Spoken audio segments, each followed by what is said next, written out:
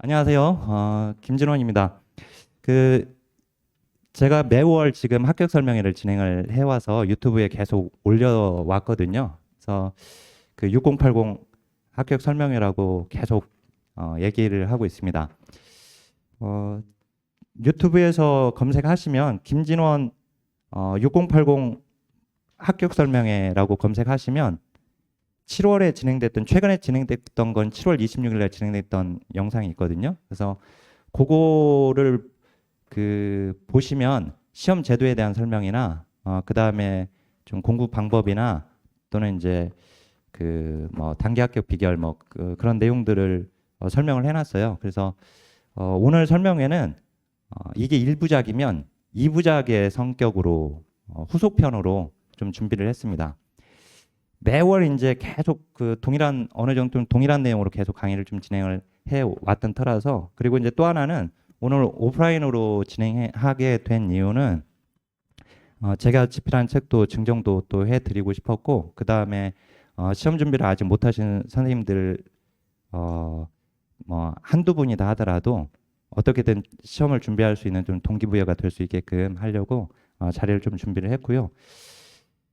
자, 제 소개를 하면 일단 제가 여기가 뭐 학교가 아니기 때문에 수험가이고 지금 수험 강의를 하는 입장이다 보니까 그 시험 강의를 하려면 이제 기출론점을 잘 파악하고 있어야 하거든요. 그 강의하는 강의자가 그러기 위해서 이제 제 스스로 이게 이제 이론적 포화 상태를 만들려고 한 거예요. 그러니까 제 자체가 기출론점에 대해서 아주 민감하게 반응할 수 있게끔 만들기 위해서 스스로 이제 기출 문제를 계속 분석을 해 왔습니다.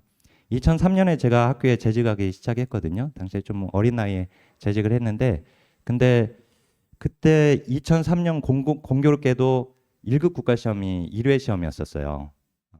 근데 제가 온라인 대학에 재직을 하게 되니까 초대학 과정으로 이제 들어가게 됐는데, 학교를 이제 뭐 이렇게 과를 이렇게 만들어가는 과정에서 나중에 우리 온라인 대학은 대부분 나이가 많으신 분들이 들어오게 되니까 방송통신대학교처럼 그러면 나중에 1급 시험을 반드시 합격해야지 경쟁력이 있겠구나. 그러면 1급 시험을 준비할 수 있게끔 내가 자료를 계속 만들어 가야겠다 싶어서 그때부터 쭉 그 자료를 수집하고 보건 문제들이 있으면 가져다가 분석하고 했던 작업을 계속 해왔어요.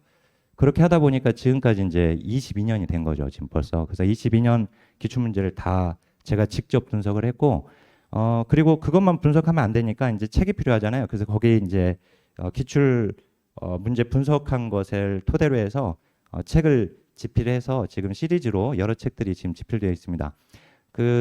뭐 교보문고든 뭐 S24든 알라딘이든 거기서 김진원으로 검색하면 제가 1급 책으로 집필한 책들이 쭉 다 나와 있거든요. 그러니까 그건 이제 그만큼 국내에서 1급 시험과 관련해서는 기출론점을 가장 빠삭하게 잘 알고 있는 사람이다라고 제가 자신 있게 말씀드릴 수 있어요. 만약에 1급 시험을 제가 가서 직접 시험을 보게 되면 고득점을 맞출 수 있습니다. 네, 자신 있어요. 그리고 짧은 시간에 그리고 빨리 푸는 것도 뭐 어떤 경쟁이 있다면 또 제가 가서 시험을 본다면 저는 그 시험지를 보면 물고기가 튀어오르듯이 정답이 딱딱딱 보이거든요. 그냥 쭉. 근데 이제 그거는 계속 이걸 해왔으니까 그게 가능한 거고.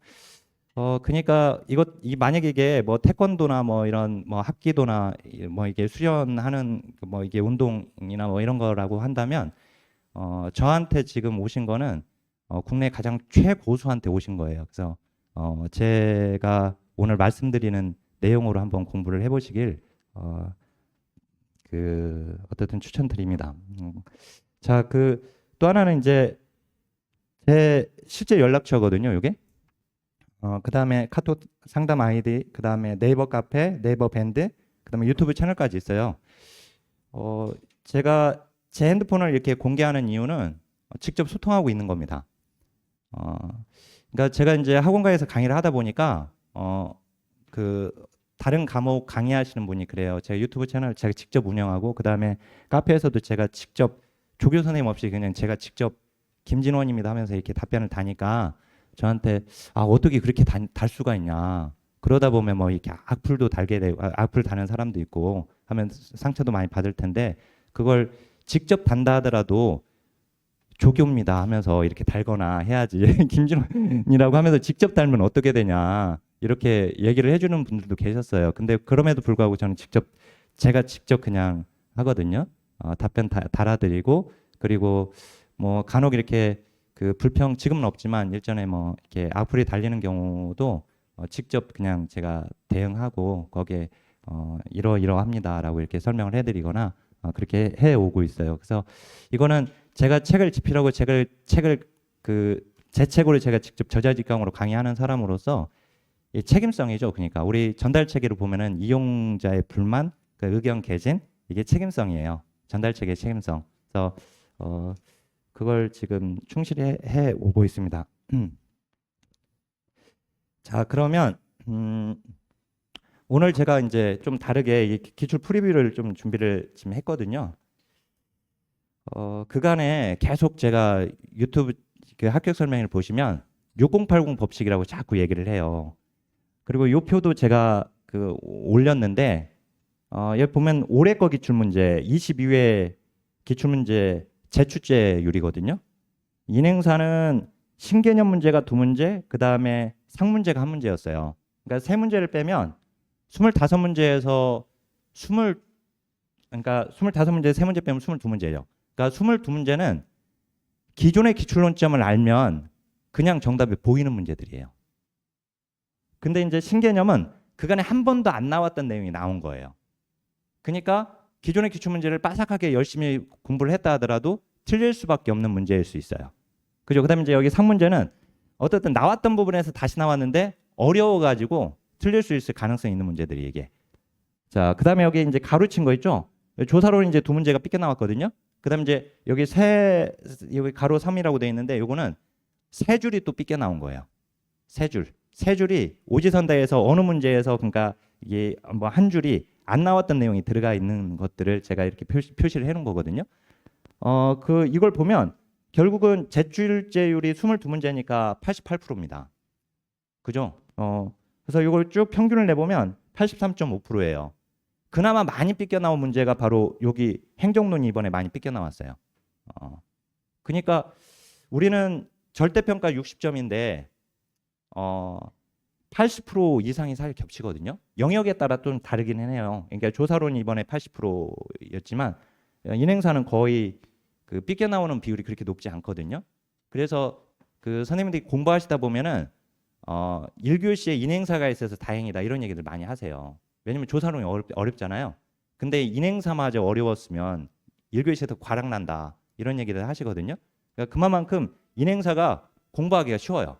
공부하기 쉬운 이유가 뭐냐면 그 기출론점에서 재출제 비율이 높기 때문에 그래. 삐껴 나온 비율이 높지 않아서 그런 거예요.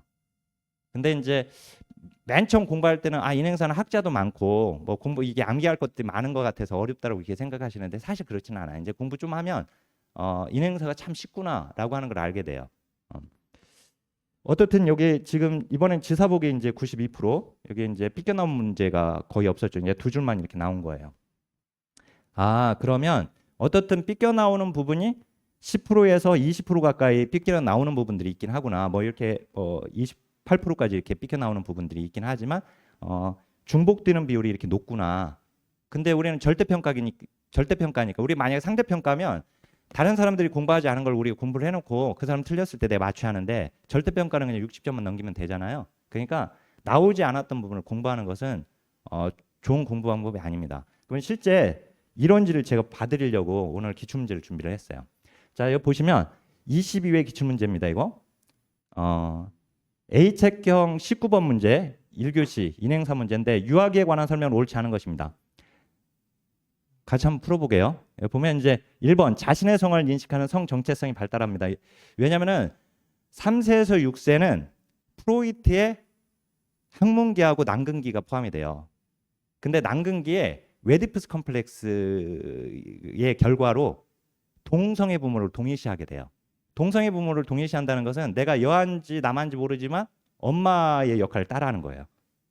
남아는 아빠의 역할을 따라하면서 엄마를 공유하려고 하는 것이고, 그래서 이제 거기서 성 역할에 대한 인식이 생기거든요. 그래서 성 역할에 대한 인식, 성 정체성의 발달, 이거 맞는 거예요. 자, 놀이를 통한 발달이 활발한 시기이고 이것도 맞아요. 자, 근데 3번 보니까 신체적 성장이 영아기보다 빠른 속도로 진행된다. 틀렸죠, 당연히. 그죠? 영아기는 제1의 성장 급등기니까, 그죠? 그러니까 영아기보다 빠른 속도라고 해서 여기 빠른다라고 해서 여기 틀린 거죠. 이건 문제가 쉬운 거예요 지금. 그래서 이제 3번이 옳지 않습니다. 자, 언어 발달이 현저하게 이루어지는 시기예요. 왜 그러냐면 여기는 피아제의 전주잡기에 해당되고요. 전주잡기는 정개념적 사고 단계, 직관적 사고 단계로 나뉘죠. 근데 정개념적 사고 단계에 상징적 사고가 가능하면서 언어는 상징 기호잖아요. 그죠? 이때 언어가 획기적으로 발달하는 시기예요. 여기가 급격하게 발달하는 시기여서 어떻든 언어 발달이 현저하게 이루어지는 시기 맞습니다. 자, 그다음에 정서 표현 특징 일시적이고 유동적입니다. 그래서 이때 아이들 보면 상황이 바뀌면 금방 바뀌어요, 애들이.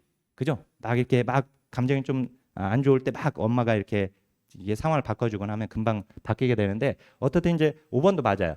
자, 그러면 이게 올해 22회 문제예요.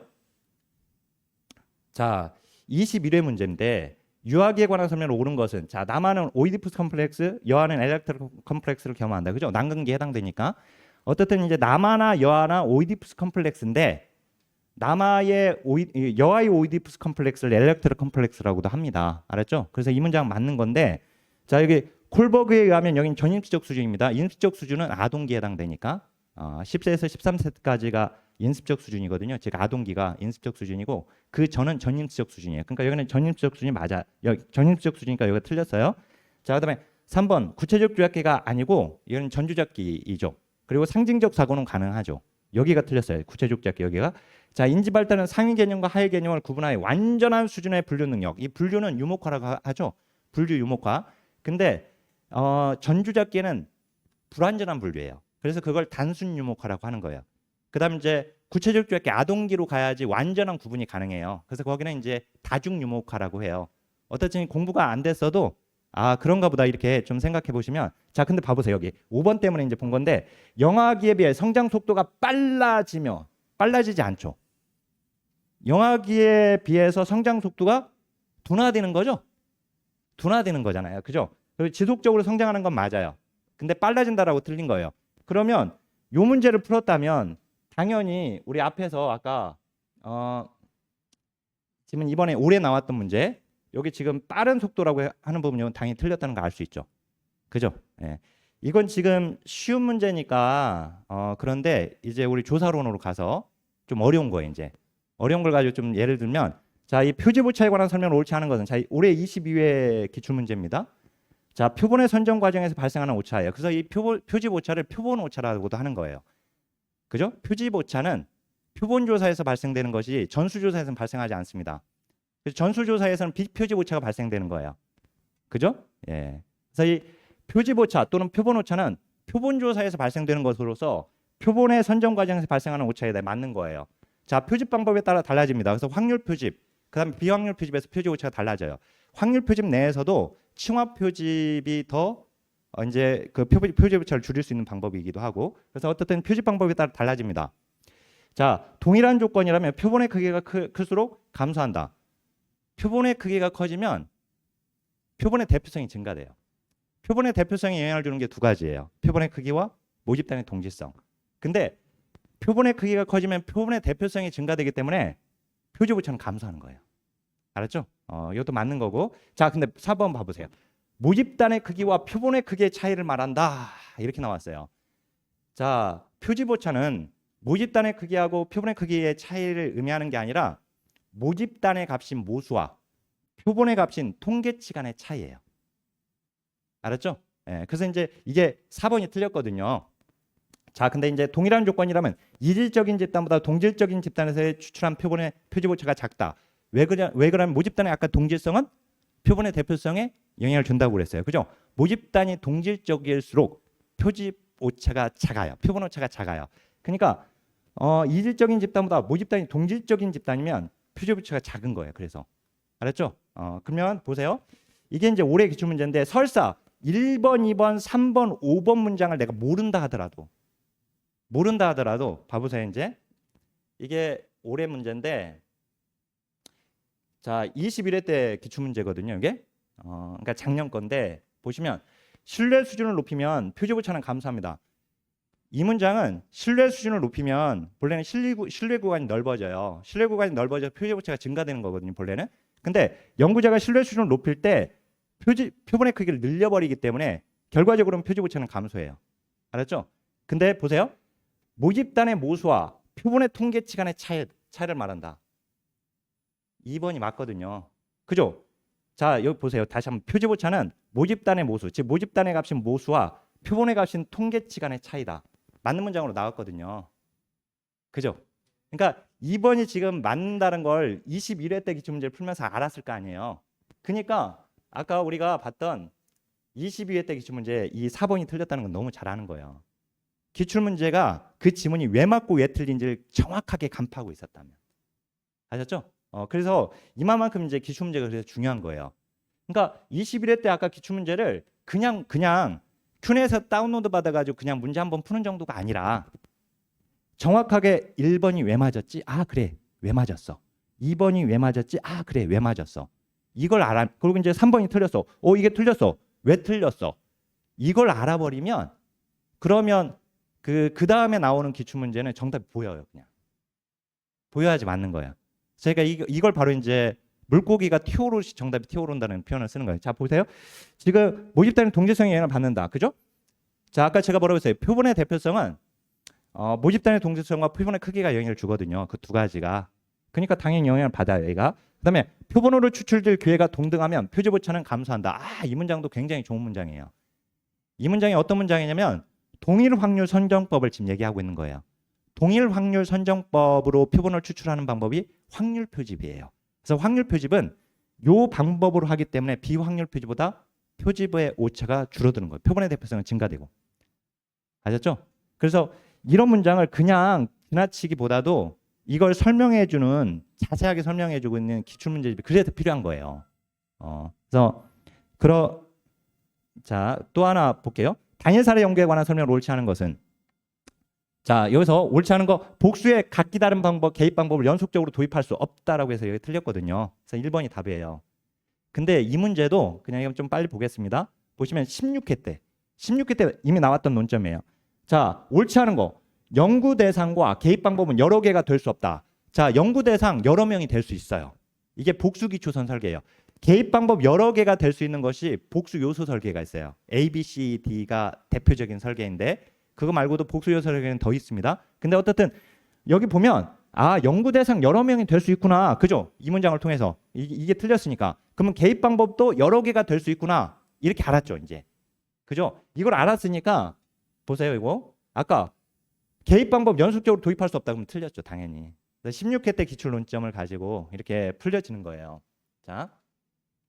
그다음 이제 요번에 이제 그러면 요거는 중복되는 논점에서 나오는 것이라고 한다면 그러면 이번에 삐껴나온 문제가 있어요. 삐껴나온 문제 한번 보면 이게 실천론 제2교시 7번 문제거든요. 1929년 밀포드 회의에서 발표한 사회복지사가 갖춰야 할 기본적인 지식 및 방법론에 관한 공통 요소에 해당하지 않는 것은 하고 문제가 나왔어요. 저도 이제 이 문제 그 시험지 나오면 저도 이렇게 쭉 보거든요. 어떤 문제가 새롭게 나왔나 이렇게 보는데 이 문제가 나와서 여기서도 문제를 냈네 결국 이렇게 생각을 했는데 보면 이 공통 요소 내가 어떻게 알아 이렇게 생각할 수 있어요. 근데 이 문제는 의외로 쉬웠어요. 이게 이제 5번이 답이거든요. 5번이 답인 이유는 집단 사회 사업이라고 해서 틀린 거예요. 왜 그러냐면 1929년 대공황에 밀포드 회의가 있었는데 이 밀포드 회의는 개별 사회 사업이 너무 다양하게 분화되는 것을 막기 위해서 적어도 개별 사회 사업이라고 말하려면 이 8가지의 공통 요소를 가지고 있어야 돼 라고 하는 이 공통 요소를 발표한 거예요. 그러니까 1920년부터 1950년대까지는 전문직의 분화기거든요. 우리 실천의 역사에서는.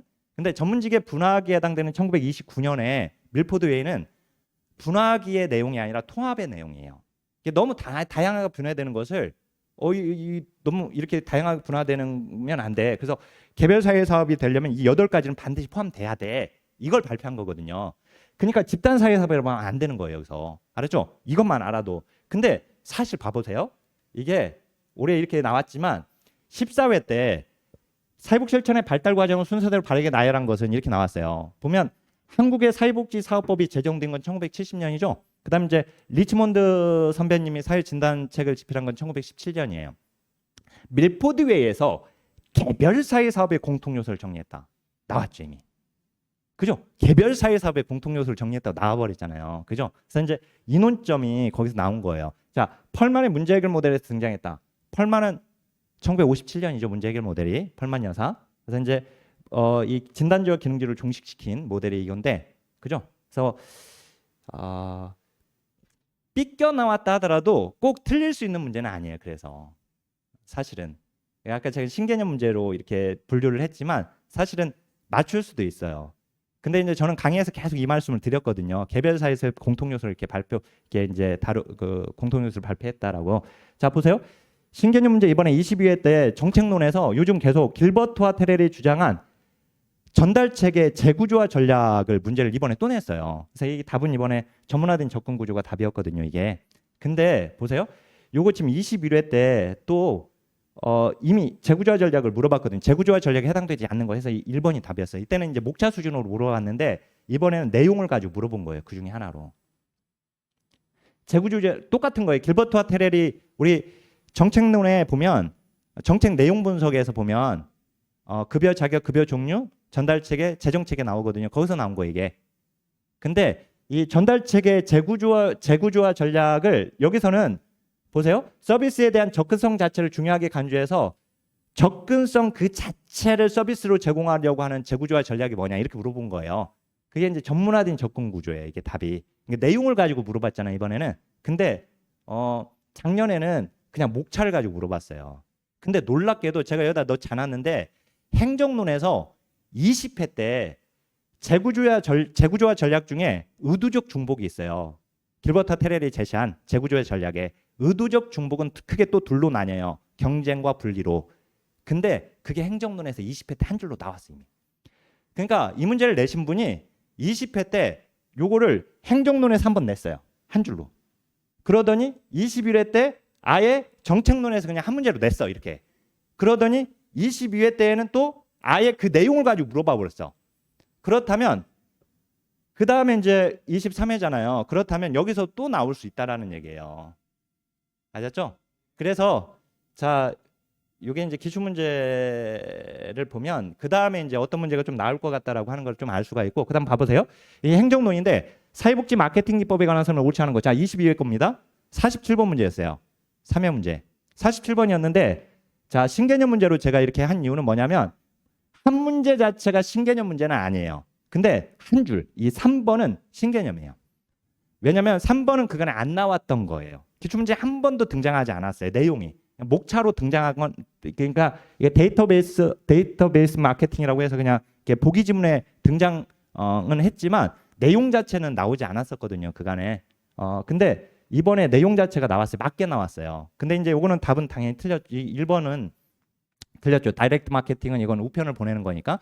보세요. 요것조차도 제가 아까 신개념으로 집어넣긴 했지만 한 줄로 넣긴 했지만 근데 보통 문제가 기출 문제가 그 오지선다에서 보면은요. 특히 법제론이 심한데 오지선다에서 한두 개는 이미 나왔던 조문을 내요. 그리고 한 3개 또는 많게는 4개까지가 새로운 조문을 넣어요. 근데 정답은 이미 나왔던 조문에서 해결이 되는 경우가 많아요. 그러니까 들러린 거죠. 나머지들은. 그래서 그렇게 나오는데 보면은 자, 어떻든 1번이 답이잖아요. 근데 다이렉트 마케팅은 방송이나 잡지는 대중매체로 활용하는 방식이다. 이게 틀린 건데 봐보세요. 이것도 이미 18회 시험에서 사회복지관에서 우편으로 잠재적 후원자에게 기관의 현황이나 정보 등을 제공한 후원자를 개발하는 마케팅 방법 뭐냐? 다이렉트 마케팅이 우편으로 다이렉트 마케팅 이미 나왔어요. 그죠? 그러니까 다이렉트 마케팅은 우편으로라고 하는 사실을 알았죠. 그래서 18회 때 나왔던 문제가 사실 그 논점이 이번에도 그걸 가지고 그냥 풀리는 겁니다. 그죠? 이렇게 볼 수 있어요. 자, 그래서 제가 계속 말씀드리는 것이 6080 법칙이 제가 그냥 하는 얘기가 아니에요. 저는 직접 분석을 했기 때문에 그리고 제가 해설을 달아야 하잖아요. 제 입장에서는 책을 써야 하니까 해설을 달다 보면 이전에 나왔던 해설을 또 달아야 하는 문제가 발생돼. 왜냐면 논점이 똑같으니까. 그러면 계속 똑같게 해설 달기가 좀 그렇잖아요. 그러니까 좀 더 공부하게끔 새롭게 문장을 바꿔서 달아요. 그래서 그 작업이 오히려 더 어려워요. 이렇게 이제 해서 이렇게 책을 집필하다 보면은 왜냐면 이전 논점 똑같으니까 이전 해설 가져다가 그대로 붙여놔 복부를 해야 하는데 그게 이제 제 책을 보는 선생님들한테 미안한 일이란 말이죠. 자꾸 그렇게 아니 해설 똑같으면 뭐 이렇게 좀 그렇잖아요. 그래서 이제 그걸 좀 다르게 만드는 작업들을 하게 되는데 그래서 특히나 저는 그 정확하게 체감을 하거든요. 그래서 좀 말씀드리는 것이 그간에 나오지 않았던 건 공부하지 마라. 그리고 만들어진 모의고사 풀지 마세요. 그런 거. 모의고사 만들어진 거 풀지 마세요. 절대. 그거 가지고 실력을 늘릴 수 있는 게 아니라 기출문제에 집중해야 돼요. 그래서 기출문제. 그리고 22년간 쌓인 기출문제가 너무나도 많아요. 그래서 그때 나왔던 그 기출론점을 최대한 가져가는 게 내 걸로 만드는 작업을 하는 것이 가장 좋은 방법이다라고 하는 거 말씀드리고 그러면 도대체 기출문제는 몇 개념까지 풀어야 했냐 보면은 자꾸 이렇게 자극하는 것이 5개념만 해가지고 풀 수 있다. 합격한다. 뭐 3개년 뭐 또는 이제 뭐 7개년 막 이렇게 얘기하잖아요. 근데 사실은 이제 한번 보게요. 여기 이제 이것도 제가 좀 체험해드리게끔 하려고 문제를 가져왔는데 자 인간 발달에 관한 설명을 옳은 것은 자 10회 때 문제입니다. 답은 이제 3번이에요. 이제 10회 때 문제예요. 우리 시험은 10회 때부터 문제가 공개가 되었습니다. 10회 때부터 9회까지는 복원 문제예요. 10회부터 우리 선생님들이 시험장에 가서 시험지를 가지고 나올 수가 있었어요. 그리고 그때부터 시험 문제를 공개했어요. 알았죠? 그래서 9회까지는 복원 문제였는데 10회는 이제 실제 문제입니다. 이건. 그래서 보면 옳은 것은 3번인데 태내기에서 노년기에 이르기까지의 시간적 흐름에 따라서 일어나는 변화이다. 본래 이제 그 당시에는 이건 태아기라고 했는데 제가 이제 태아기를 태내기로 알고 있어야 합니다. 이제 그게 이의제기로 인해서 이제 이렇게 바뀐 게 있어서 태아기라고 하면 안 돼요. 발생학적 구분에서 태아기는 이제 구주부터 출생까지를 의미하니까. 알았죠? 태내기라고 해야 돼. 이제 어떤 태내기에서 노년기까지 이게 나왔어요. 10회 때. 자 보세요. 10회 때 나왔던 문제예요. 자 근데 21회 때 옳지 않은 거 1번 영아기에서 노년기 틀렸죠. 나온 거잖아요. 그죠? 아까 태내기에서 노년기. 그죠? 근데 이 문제도 이제 21회 때 항상 이제 시험 끝나면 120점이 합격인데 119점을 맞은 사람들이 있어. 가다반으로 119점을 맞은 사람들은 막 저한테 연락이 와요. 막 문자 보내고 카톡 보내요. 특히 이제 카톡으로 혹시 이 문제 이의제기 할 수 있지 않냐. 그러면서 한 문제가 너무 급하다. 그러면서 이제 그 한 문제를 어떻든 문제 복수 정답 처리가 되는 전형 정답 처리가 돼야 하니까. 그래서 그 당시 21회 때 이걸 물어본 분이 있어요. 아니 영화기에서 노년기까지 맞는 거 아니에요? 이렇게 저한테 물어본 분이 있어요. 그래서 이제 어쨌든 이의제기 할 수 있는 내용은 아닌데 다만 이제 그럴 경우는 제가 불구하고 그냥 이의제기 해 드릴 수 있는 내용의 근거를 좀 만들어 드리긴 해요. 그냥 한번 이의제기는 해보세요. 그러면 딱 하니까 그래서 우리 그 연세대학교 김동배 교수님 인행사 책에 보면 거기에 보면 영아기부터 노년기라는 표현이 나와요.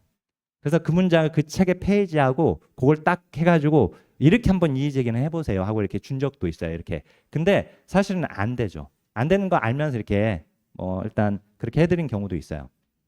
자 보세요. 또 하나. 그러니까 보면 아까 10회 때 나왔던 논점이잖아요. 아까 그건. 그죠? 10회 때. 10회 때 나왔던 논점이 물론 이제 10회 때 나왔던 논점이 아니어도 우리는 알 수는 있었어요. 그런데 너무 쉬웠던 문제니까. 봐보세요. 근데 이게 질문지 작성인데 8회 때 문제거든요. 이건 복원된 문제입니다. 복원된 문제인데 질문지 작성 방법으로 옳지 않은 거. 자, 응답 항목이 많은 질문은 행렬식으로 배치하지 않는다. 이게 맞는 문장이거든요. 이게 8회 때 나왔어요.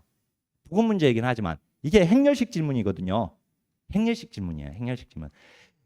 행렬식 질문이 뭐냐면 응답 항목이 동일할 경우에 그것을 그냥 표로 배치하는 거예요. 표로.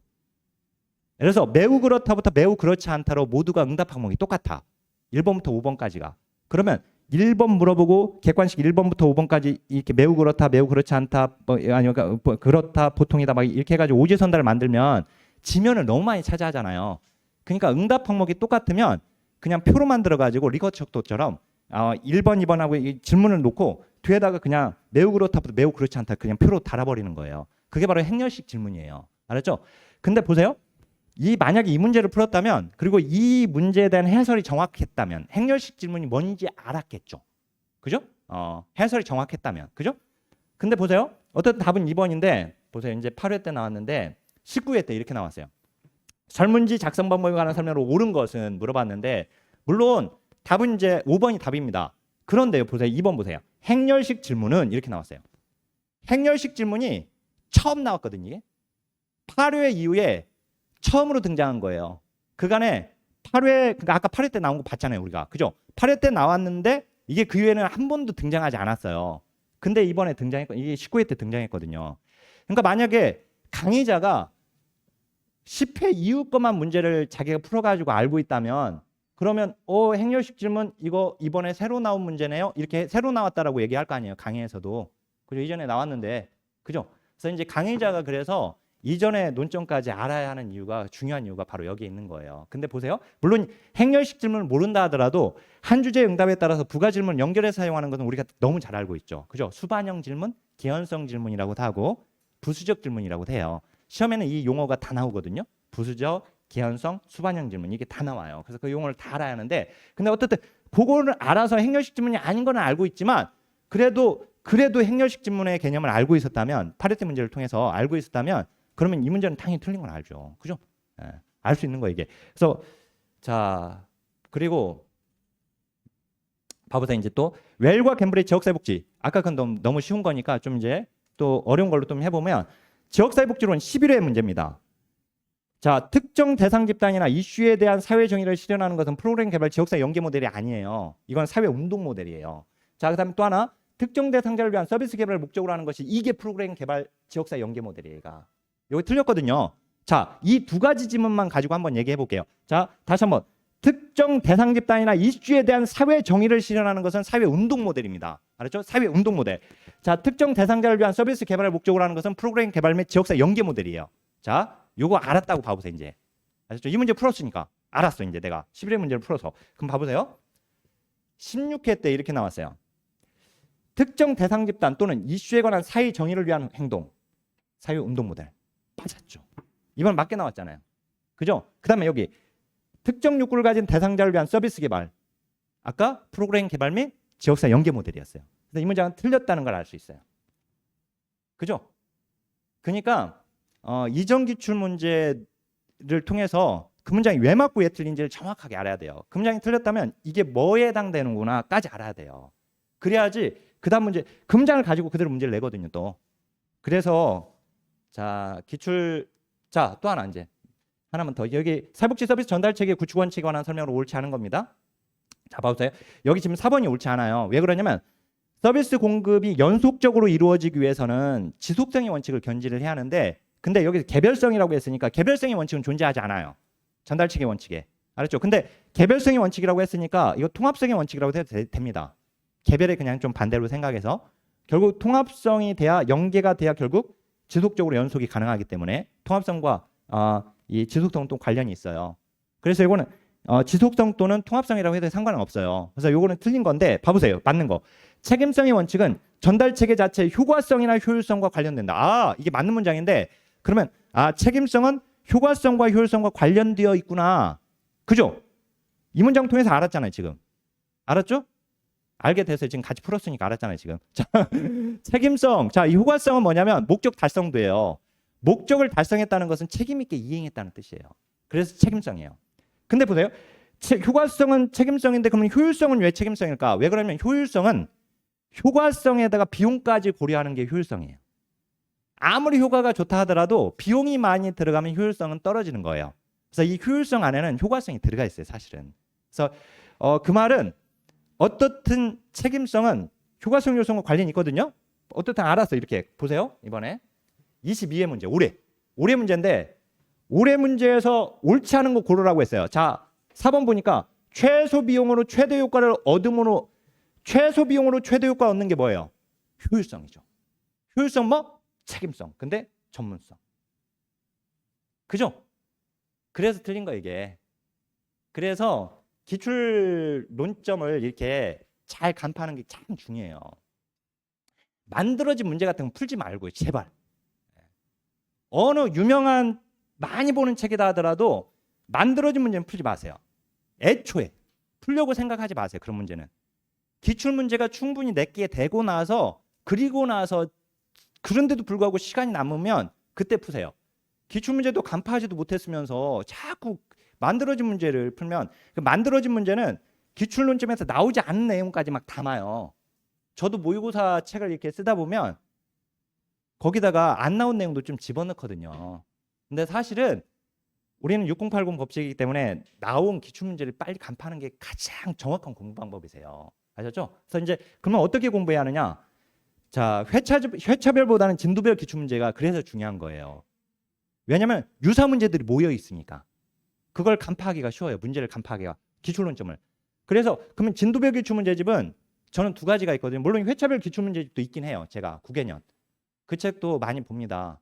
많이 보고 서울의 모 대학원도 그 책으로 그냥 주교재로 지금 삼아가지고 공부하게끔 만들어주고 있어요. 근데 불구하고 저는 이제 그 가장 좋은 방법 그거는 결국은 진도별로 된 기출문제를 봐야 돼요. 그러면 진도별은 두 가지거든요. 단원별 역대 기출문제집하고 핵심 기출이에요. 근데 이 중에서 단원별 역대 기출문 정 시간이 없어. 내가 도저히 시간이 없어. 거의 공부를 못할 지경인데 그냥 하는 거야. 그러면 그때는 핵심 기출 천재를 보세요. 그때는 정 시간이 없으니까 너무 없으니까. 근데 만약에 그런 게 아니라면 단원별 역대 기출문제집을 보시면 좋아요. 1, 2, 3교시로. 그다음에 이제 얘를 문제를 풀 때 그러면 너무 두껍고 너무 내용이 많은데 이거 언제 다 봐요? 그거를 이렇게 접근하면 돼요. 먼저 16회 이후부터 보시면 돼요. 그러면 7개년이 되거든요. 기출 표기가 다 되어 있어요. 거기에. 그러니까 7개년 이후 거 문제만 쭉 푸는 거예요. 그 이전 거는 풀지 않고 쭉 넘어가는 거죠. 그다음에 이제 만약에 그렇게 해서 이류독이 빨리 됐어. 시간이 남아. 내가 보니까 좀 더 풀 수 있겠어. 그러면 이제 14회 이후까지 가면 9개년이 되거든요. 그럼 더 풀 수 있어. 그러면 10회 이후까지 가면 돼요. 그 이전 보고 문제는 난 안 풀 거야. 그러면 안 풀어도 돼요.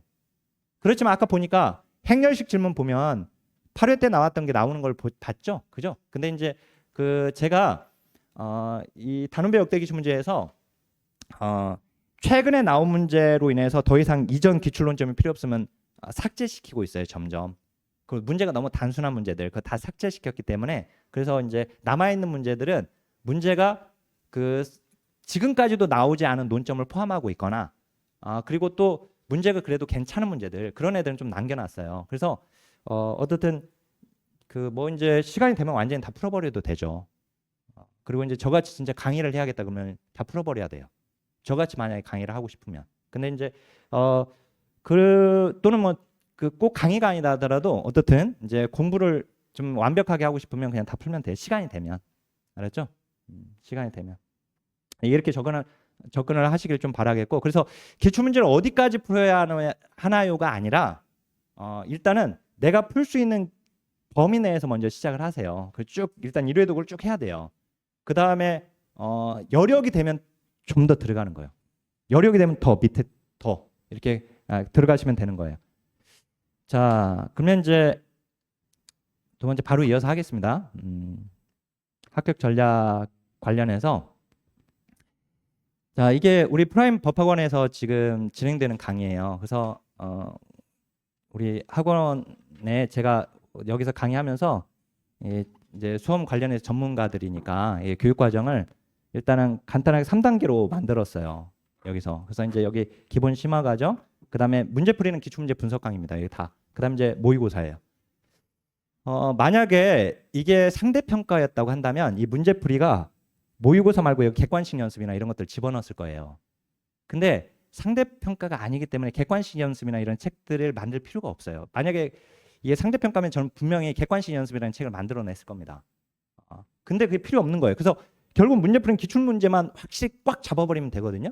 그래서 이제 여기서 문제풀이 기출 분석이 있고 그 다음에 연습은 실전 연습은 모의고사 하나면 돼요. 모의고사 몇 번 풀어보면 되거든요. 자, 그 다음 이제 스페셜티 강으로 이렇게 되어 있습니다. 이거 지금 간단하게 좀 설명드리면 이거예요. 그 이론 정립은 기본 심화 이론 강의가 80강으로 이루어졌거든요. 이미 끝났어요. 이거는 강의가. 녹화가 다 끝났고요. 저는 이제 책을 2월에 개정책을 빨리 내고 그때부터 강의를 진행을 해요. 그래서 이미 80강제가 다 끝났고 이론서가 1, 2, 3교시가 있습니다. 이 책을 압축한 책이 합격생 핵심 이론 노트예요. 이 책 지금 우리 여기 요 정도 두께예요. 여기에 8개 요령이 다 들어가 있어요. 이 책에. 예. 그래서 그 어떻든 이게 이제 46강으로 이것도 끝났어요. 지난달까지 해가지고 9월까지 해가 8월까지 해가지고 특강을 다 이제 우리 오프라인 강의로 이건 진행을 했습니다. 그래서 46강이 지금 우리 홈페이지에 올라가 있고요.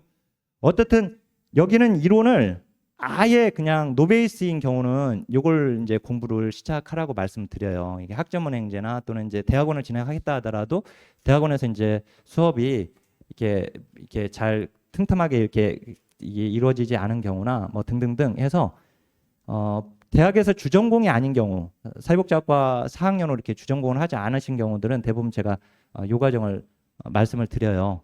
그 다음에 근데 우리가 상황에 맞는 방법이 가장 좋은 공부 방법이잖아요. 아무리 좋은 공부 방법이 있어도 내 상황에 맞지 않으면 할 수가 없잖아요. 어쨌든 그죠? 그래서 이제 상황에 맞는 방법인데 그게 이제 요거예요. 이제 요걸 이 세 권을 압축한 책이 요겁니다. 그러니까 이 책의 해설서는 요거예요. 이 책을 풀어 쓴 게 이 책이거든요. 이 책을 압축한 책이 이 책이니까. 그래서 어떻든 요 강의가 요게 있고 제가 이건 말씀드릴 게 있다가 어떻게 공부할지 우선 이제 설명만 드리고 여기 기출간판은 요 아까 말씀드렸던 단원별 역대 기출문제 1, 2, 3교시예요. 1회부터 22회까지 기출문제가 다 들어가 있어요. 물론 이제 뺀 문제들도 있고 복원된 문제에서는 삭제시킨 게 상당 부분 있는데 어떻든 이제 여기에 다 들어가 있어요. 1, 2, 3교시가. 그 다음에 이제 그 22회까지. 그 다음에 회차별 기출문제는 9개념이니까 14회부터 지금까지예요. 여기는 OMR 카드가 장착되어 있어서 연습용이에요. 그러니까 마지막에 기출문제를 충분히 회독하고 이제 그 연습할 수 있게끔 만들어진 책입니다. 본래 목적은. 근데 요걸로도 많이들 보셔가지고 요것도 강의가 55강으로 이렇게 이루어지게 되고 그 다음에 여기 봐보세요. 이제 실전 연습이 족집게 동형 모의고사거든요. 모의고사는 5회분이 수록되어 있어요. 5회분이. 그래서 이 5회분은 이제 15강으로 강의가 진행되고 저는 모의고사를 낼 때 제가 시험에 나오지 않은 부분을 가지고 문제를 만들어서 넣지는 않습니다. 왜냐면은 모의고사도 철저하게 구멍 메꾸기 작업이 돼야 돼요. 그러니까 내가 기출문제 회독을 열심히 했어. 그래서 기출론점을 내가 잘 안다고 생각해. 그래서 에스페 앤더슨의 복지국가 유형론 내가 이건 나오는 거니까 내가 공부를 해놨어. 그다음 기출문제 다 풀었어. 그러면 이제 모의고사로 연습을 해봐야 할 거 아니에요. 모의고사에서 그 문제를 냈는데 거기서 틀렸어. 그러면 거기는 자기가 공부가 잘 안 돼 있는 부분이에요. 그래서 그런 부분을 연습하게끔 시켜서 그간에 나왔던 기출론점을 여기 싹 담아놨어요. 그래서 이전 책에다 항상 문제를 많이 바꾸지는 않아요. 많이 바꾸지는 않고 왜냐면 이 문장 자체가 다 기출 문장들을 변형해가지고 만든 문제들이어서 문제가 되게 어려워요. 어렵고 그렇지만 쓸데없는 공부는 아니에요. 왜? 다 기출론점이니까. 그래서 이 문제 푸시는 경우에 두 가지 반응이 있어요. 한 가지는 막 욕하시는 분들이 있어요. 뭐 문제를 이딴 식으로 만들어가지고 이렇게 시험 직전에 사람 자신감 떨어뜨리냐 이런 분들이 계시고 또 한 분은 이제 기출론점이 충분히 되신 분들은 문제가 너무 쉽다 이렇게 얘기하시는 분들이 계세요. 그런 이유가 기출론점으로 만들어진 책이어서 그래요. 근데 쓸데없는 책이 아니에요 전혀. 그래서 쓸데없는 문제가 없어요 여기에. 그래서 어떻든 그렇게 만들어진 책이고 자 보세요 이제 최종 점검용으로 오늘 이제 오프라인은 제가 증정용으로 드리려고 가지고 왔는데 요거 그 강의가 유튜브로 우리 학원 허락 받아가지고 그 유튜브로 무료 강의로 또 진행을 했어요. 그래서 유튜브에 올려져 있기도 하고 지금 19강까지 녹화되어 있고 총 24강으로 진행이 된 거거든요. 근데 사실은 이 책은 시험 직전에 많이 오랫동안 볼 필요도 없어요. 한 일주일 잡고 최종 점검하면 돼요. 이 책 돌리면. 그 기출 문제를 먼저 보는 게 중요하고 얘는 이제 기출 문제는 오지선다기 때문에 예를 들어서 옳지 않은 것은 하면 3번이 옳지 않아. 그러면 1, 2, 4, 5번은 맞는 문장이잖아요. 그럼 보면 이건 당연히 맞는 거야 하고 그냥 지나가 버리거든요. 사람이. 그렇게 그러니까 주의 깊게 못 봐요. 근데 얘들은 기출 지문을 가져다가 띄워놓은 거라서 이게 맞나? 별도로 보게 되면 이게 맞나? 틀리나? 어려워요. 그래서 이 보통 OX 문제는 이거 제가 만든 문장이 아니라 기출 지문입니다. 이거 다. 근데 OX 문장은 보통은 공무원 수험가에서는 시험 보기 뭐 한 달 전이나 마무리 특강으로 이걸 주로 많이 해요. 그래서 기출 문제를 충분히 회독한 사람들이 시험 직전에 그 논점을 놓친 것이 혹시 없나 하고 점검하는 용어로 보통 많이 해요. 근데 제가 이 책을 어떻든 그 24강으로 지금 녹화된 게 있고 그다음 이제 여기 아까 말씀드렸던 이게 9개년은 앞에다도 넣어놓긴 했지만 사실 이 책이 만들어진 거는 실전 훈련용이에요. 단원별 역대 기출 문제 먼저 보고 그리고 이제 그 마지막 시험 보기 직전에 다시 그 OMR 카드가 장착되어 있으니까 이게 OMR 카드에 이렇게 연습도 하면서 하게끔 만들어진 책입니다. 자, 그다음에 족집게 벼락치기. 아까 책 제가 이거 작년 건데요. 이게 9월 말에 저는 이제 명절에 작업해가지고 9월 말에 책을 내려고 하고 있습니다. 이 책이거든요. 얇죠. 170개 테마 여기에 들어가 있고 여기 대표 기출 문제고 그다음에 여기 170개 테마 이론편 문제편 이게 이제 170개 테마로 이렇게 들어가 있습니다. 이 책에. 그래서 요 강의는 지금 10월 중에 지금 진행하려고 학원 얘기하고 있고요. 그냥 어떻든 학원에 이제 공지될 거니까 혹시 오프라인 참여하실 선생님들은 요거 참여하셔도 됩니다. 네, 이건 근데 벼락치기용이에요. 벼락치기용. 그 다음에 핵심 기출 천재 요것도 그때 오프라인 이거 강의가 진행이 될 거고 24강으로 강의가 될 겁니다. 요 두 가지는 지금 오프라인으로 지금 진행하려고 논의 중에 있습니다. 지금 추후에 결정되면 우리 학원 통해 가지고 공지하고 또 밴드나 제 카페 등에 공지할 거니까요. 보시고 자 오늘 시험일로부터 지금 내년 시험이 이제 1월 11일 날 볼 가능성이 높아요. 그 이유는 1월 둘째 주 토요일 날 시험을 작년에도 재작년에도 1월 둘째 주 토요일 날 봤거든요. 그래서 그리고 1월 둘째 주 토요일이 가장 빠른 시험이었어요.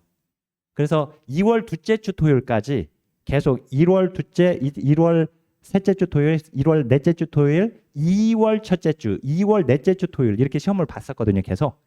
근데 가장 빨리 봤던 시험이 요거고 그 작년에는 시험 공고문이 10월 13일 날 나왔거든요. 그러니까 올해도 대충 그때 나올 거예요. 곧 나와요. 그러니까 공고문이. 근데 공고문은 시험일로부터 90일 전에 공고하도록 되어 있어요. 사회복지사업법에 보면.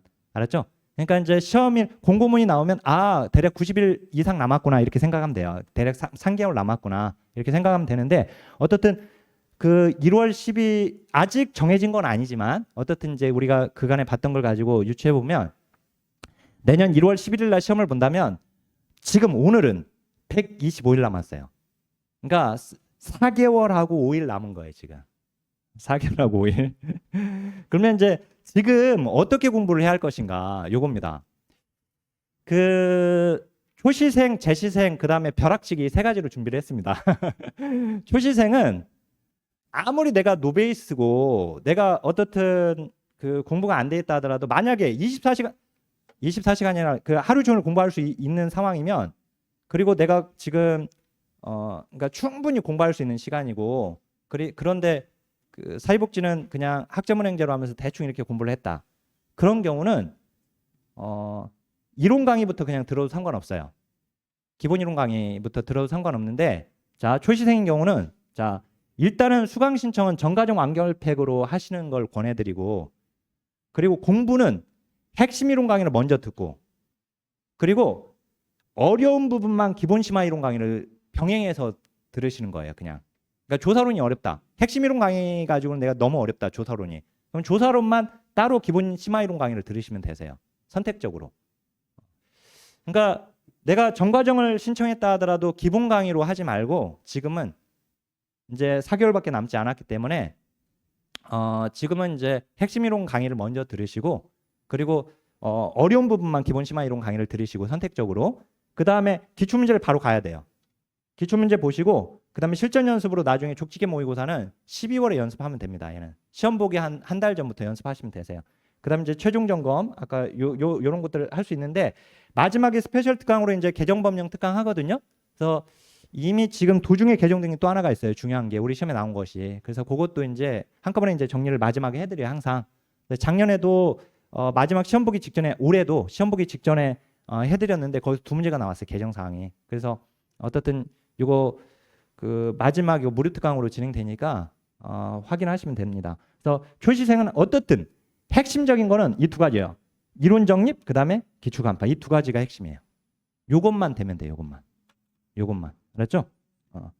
근데 이제 이론을 기본 심화 이론 강의를 추가적으로 선택적으로 들으면 된다. 이렇게 하시고 그다음에 이제 재시생의 경우는 그냥 핵심 이론 강의 듣고 단원별 역대기 주문제제 풀고 그러면 돼요.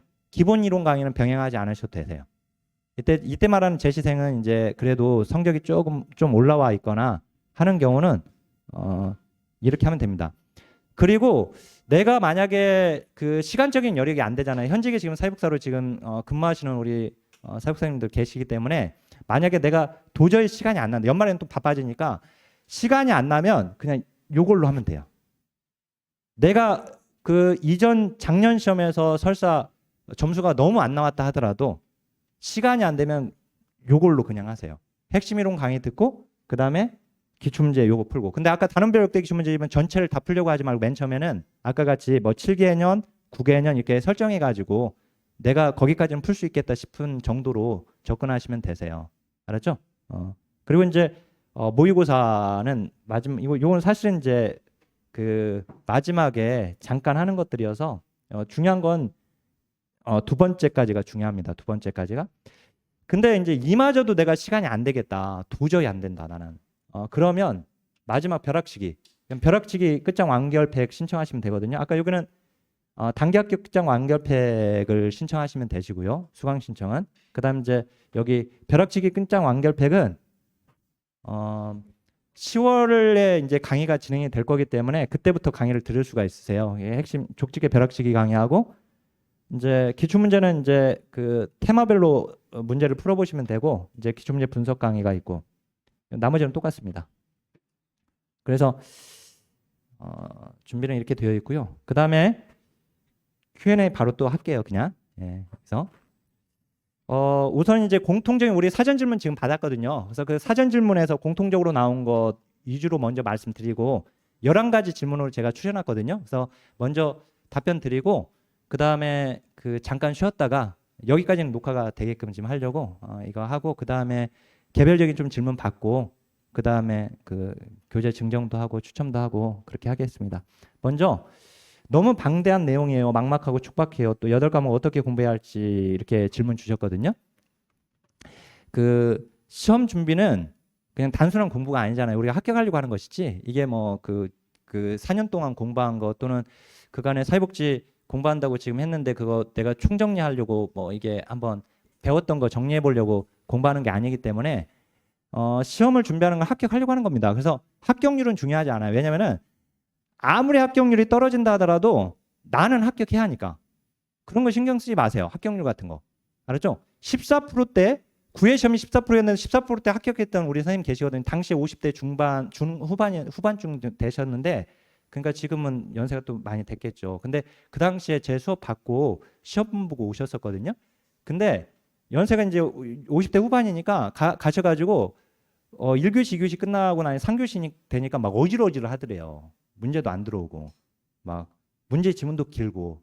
근데 문제 풀면서 이건 강의에서 들었던 내용인 것 같다 하면 찍고 아닌 것 같다 하면 빼고 막 그랬대요. 근데 결국 합격하셨거든요. 그러니까 그렇게 14회 때 많은 사람이 떨어졌는데 결국은 합격했어요. 그래서 나는 나이가 많은데 막 이런 얘기 하면 안 돼. 절대. 왜냐면 60대 후반이신 분도 계세요. 그래서 제가 이렇게 상담하다 보면 교수님 사실 저는 나이가 많아서 이렇게 얘기 듣다 보면 40대야. 그러면 이제 50대도 계세요. 또 얘기 듣다 보면 50대야. 그러면 60대도 계세요. 이렇게 이제 말씀드리는데 어떻든 시험은 합격하려고 준비하는 거니까 보세요. 여기 수험 적합성 있는 교재와 강의가 그래서 중요해요. 그래서 각 권으로 되어 있는 8권으로 되어 있는 책으로 공부하는 건 좋지 않아요. 사실은 많은 사람이 떨어지는 이유가 8권으로 준비하니까 많이 떨어지는 거예요. 사실은 많이 보는데도 8권으로 많이 보는데도 많이 떨어지죠. 그 이유가 거기에 있어요. 시험에 나오지 않은 너무 쓸데없는 내용 너무 많이 공부를 해요. 사실은 그게 참 문제가 있는 겁니다. 그래서 지금은 시기적으로 아까 말씀드렸던 핵심 이론 노트로 공부하세요. 지금은 고책으로 준비하고 다만 이제 어려운 부분만 내가 각권으로 되어 있는 책이 있거나 또는 다른 책이 있으면 그 책을 참조하세요. 어려운 부분만 추가적으로 먼저 뼈대를 확 잡아야 하니까 나오는 것만 딱 정리되어 있거든요. 얘는 시험에 나온 것들만 정리되어 있어요. 얘는 시험에 나온 것들만. 그래서 재단되어 있으니까 이 책으로 좀 준비하시고 다만 이 책으로 좀 어렵다 싶으면 해당 부분만 추가적으로 좀 가지고 있는 책을 좀 활용하셨으면 좋겠어요. 그게 가장 좋은 방법이세요. 그리고 이게 이해 중심의 강의를 좀 한번 들어야 돼요. 조사론이 어렵다. 이따가도 제가 말씀드릴 건데 어쨌든 이제 이해 중심의 강의가 일단 좀 필요해요. 암기가 당연히 병행은 되어줘야 하겠지만, 그래서 핵심 이론 노트로 공부하고 기출 문제를 간파하는 것이 그게 가장 이렇게 방대한 내용을 가장 빠르게 점령하는 방법이에요. 이게. 그다음에 이론 강의 듣지 않고 기출 문제집만 봐도 되냐고 물어보셨거든요. 근데 기출 문제만 보면 또 이게 안 돼요. 왜냐면 지식이 흩어져 있으니까 한번 모아야 돼요. 모으는 작업이 바로 요 책이에요. 그래서 이론적 토대를 갖추어야 하거든요. 빨리 갖추는 방법이 요 책이 가장 좋은 방법이라고 좀 말씀드리고 싶고, 만약에 이게 2월이나 3월에 지금 진행되는 합격 설명이라고 한다면 제가 기본 이론 강의부터 들으라고 이렇게 말씀을 드릴 거예요. 만약 시간이 충분하니까. 그때부터는 이 책으로 준비할 이유가 없죠.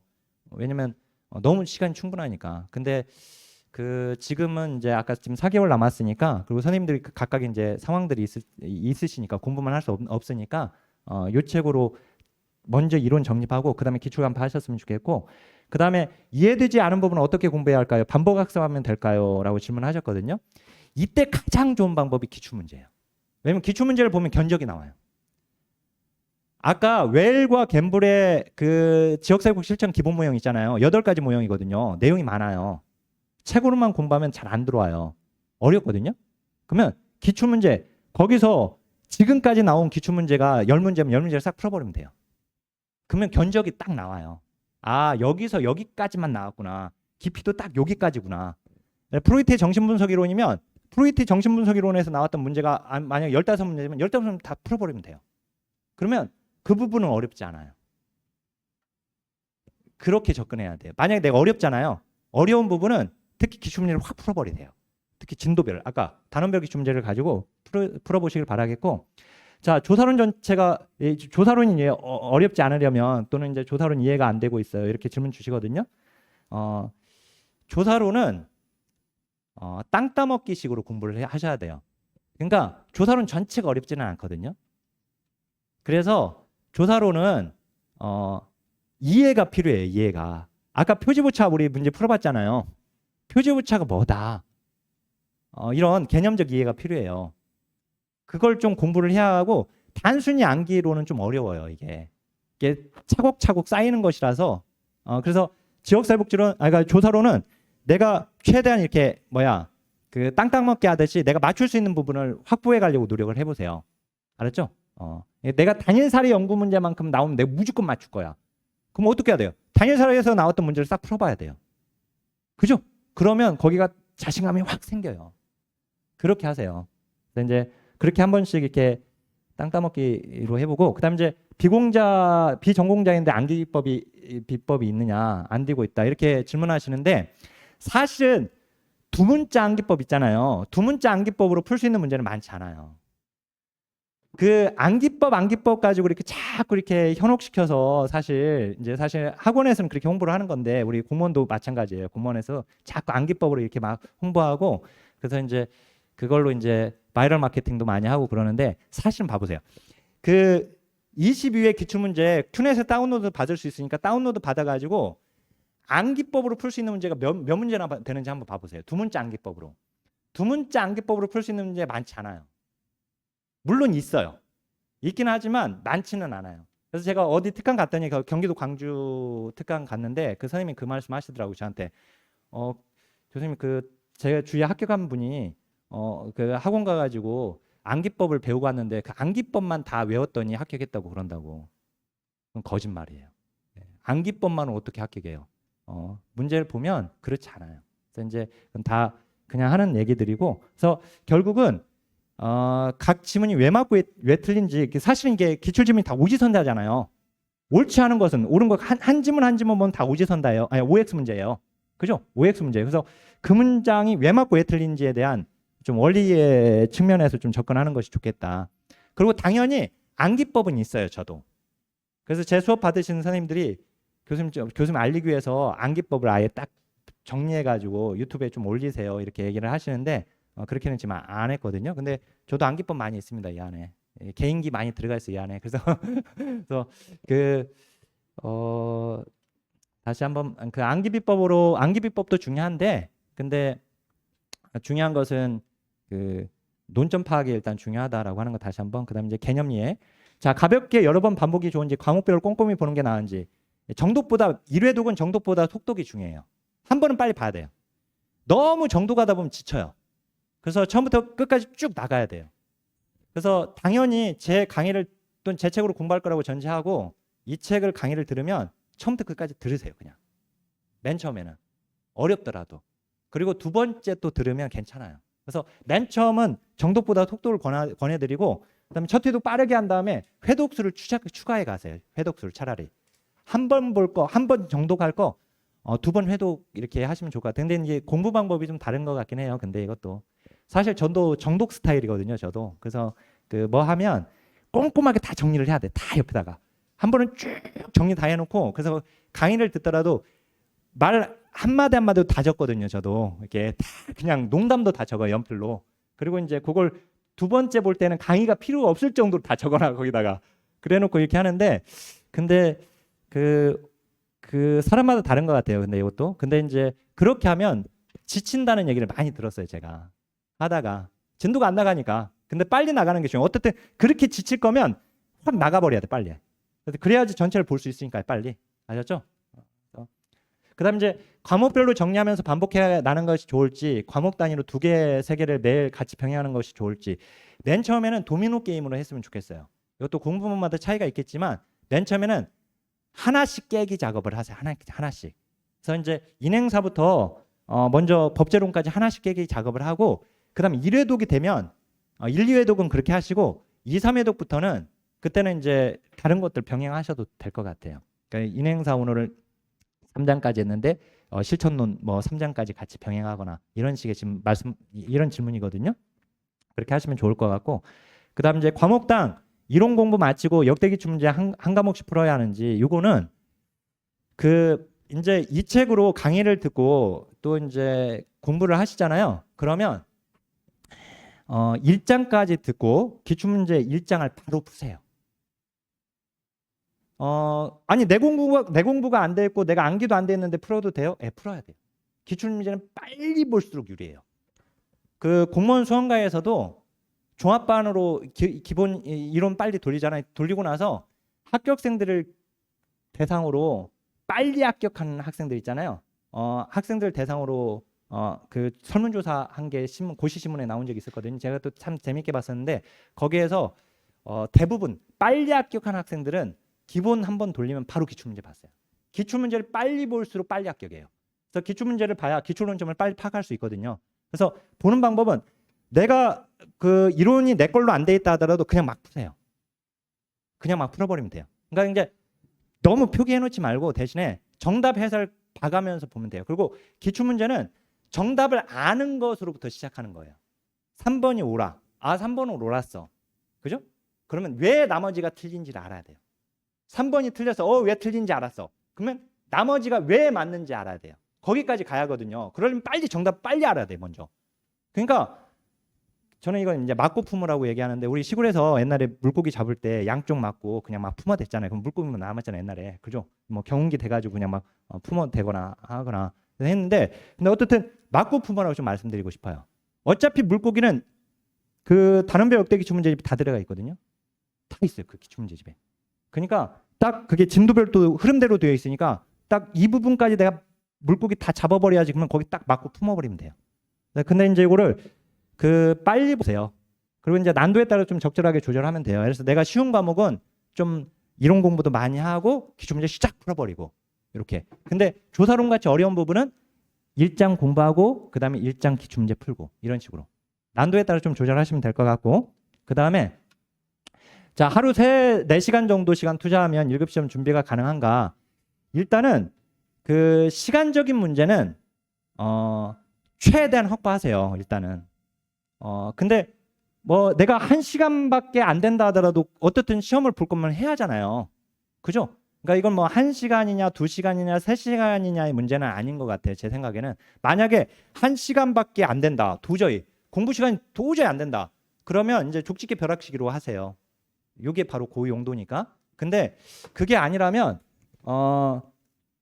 그래도 이제 합격이 그래도 어느 정도 합격할 가능성이 높은 공부 방법으로 해야 할 거 아니에요. 얘보다는 족집게 벼락치기보다는 얘가 가장 합격하기 가장 좋은 방법입니다.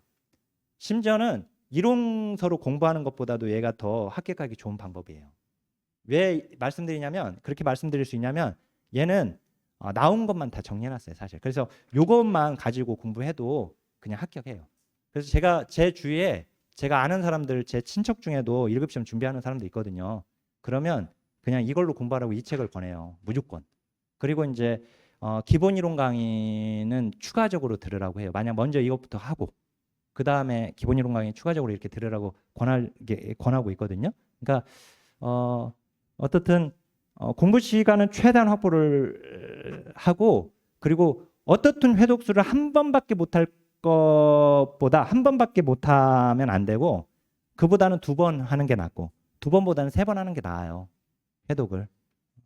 그러니까 공부 시간은 꼭 3-4시간 어느 시간으로 해야지 합격하느냐 그거는 사람마다 다르니까 이렇게 말하기가 어렵죠. 어려운데 중요한 것은 반복을 많이 하는 게 합격률은 높아진다. 그리고 공부 시간을 좀 많이 확보하는 것이 또 합격률이 높아지고. 아셨죠? 자, 그 다음에 거의 다 끝나갑니다. 자, 실제 시험처럼 모의고사 보는 것은 어느 시기에 해야 하느냐. 모의고사는 시험 직전에 1-2번 연습하면 돼요. 사실은 1-2번. 그러니까 OMR 카드를 작성하고 시간 배분 연습하고. 알죠? 그거. 할 수 있으면 지금 우리 족집게 모의고사가 5회분이거든요. 그래서 5회분을 연습하시면 좋고 내가 정 문제에 대한 감각이나 이런 게 떨어져. 그러면 모의고사를 다 충분히 활용하세요. 그걸 가지고. 근데 아까도 말씀드렸지만 구멍 메꾸기 용도이기 때문에 모의고사는 이제 제가 만든 족집게 모의고사로 한번 연습을 해보시고 그걸로만 충분하거든요. 그걸로 하시면 되고 그 다음에 그러니까 12월부터 매주 일주일에 한 회분씩 풀어보시면 좋을 것 같아요. 그 다음에 우리가 그 10월부터는 하프 모의고사가 진행이 돼요. 우리 오이코 스터디 저는 지금 하고 있거든요. 오이코 스터디 운영을 학원 우리 좀 얘기하고 해서 오이코 스터디가 하프 모의고사가 이번에는 좀 더 많은 분들이 좀 참여할 수 있게끔 할 수 있는 방법으로 그냥 근데 줌이 100명까지 들어올 수 있으니까 우리 스터디원들뿐만 아니라 좀 더 많은 분들이 와서 시험 문제를 풀고 할 수 있게끔 한번 논의는 한번 해보도록 할게요. 그래서 만약에 되면 거기에도 활용하시면 좋을 것 같아요. 모의고사. 이제 진도 올리고 진도에서 그러니까 하프 모의고사니까 25문제를 반으로 쪼갤 거거든요. 인행사 반절 진도에서 뭐 반절 문제, 뭐 12문제, 13문제 실제 문제 출제 빈도에 맞게끔 해서 시험을 보려고 항상 해왔던 일인데 이번에 공개할까 싶어요. 예, 과장님 그 꼬득꼬득 하시는 거 보니까 공개해도 될 것 같은데 근데 그렇게 되면 그 하프 모의고사에도 참여하시면 좋을 것 같아요. 진도 줄 거니까 진도 공부하고 와서 뭐 토요일이나 일요일날 저녁에 들어와 가지고 시험지 올리면 시험지 다운로드 봐서 시간 동안 뭐 15분 동안 시험 문제 풀고 그 다음에 이제 제가 해설 강의 진행하고 이런 식이거든요. 그래서 이제 어떻든 그것도 활용하시면 좋을 것 같고 그다음 이제 근데 모의고사보다는 일단 기출문제 논점 기출문제를 회독하는 게 중요해요. 아셨죠? 다른 거 없어요. 이론 빨리 정립하고 이론은 그냥 이걸로 충분해요. 이걸로 빨리 정립하고 어려운 부분이 있긴 하죠. 근데 어떻게 해요? 시간이 없는데 그냥 이걸로 빨리 정리하고 그다음 기출문제 그냥 맞고 품어버려야 돼 빨리.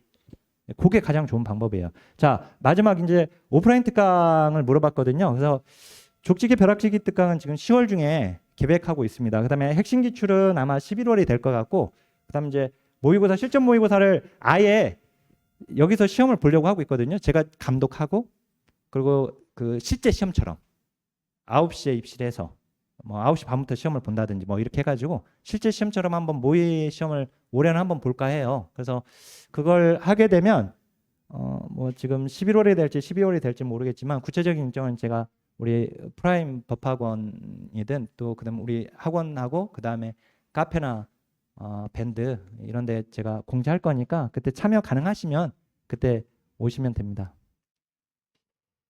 제가 좀 자신 있게 말씀드릴 수 있는데요. 제가 잘하는 거거든요, 이거는.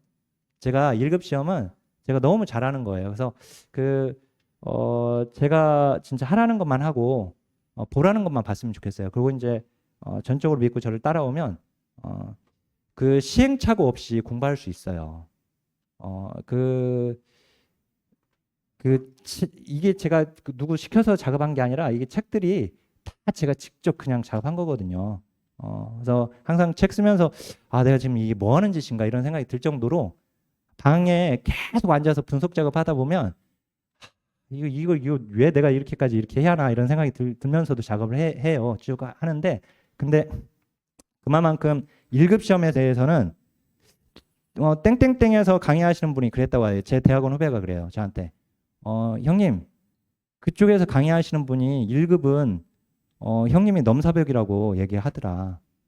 거기서 강의하는 사람조차 저한테 넘사벽이라고 이렇게 얘기를 했다고. 그래서 1급은 아예 형님이 꽉 잡고 계시는 것 같아요. 이렇게 대학원 후배가 그 얘기를 하더라고요. 근데 누구 말에 의한 누구 평가가 아니라 일단 제가 자신 있는 부분이어서 그래서 한번 제가 말씀드린 대로 한번 해보셨으면 좋겠고 개별적인 좀 공부 방법과 관련해서는 이제 학교 설명이 끝나면 저한테 질문 주시면 각각 좀 답변 드리도록 하겠습니다. 자 그러면 파이팅하고 학교 설명회 우선 온라인 그 녹화 종료하겠습니다. 자 선생님들의 합격을 위하여 자 하나 둘 셋 파이팅!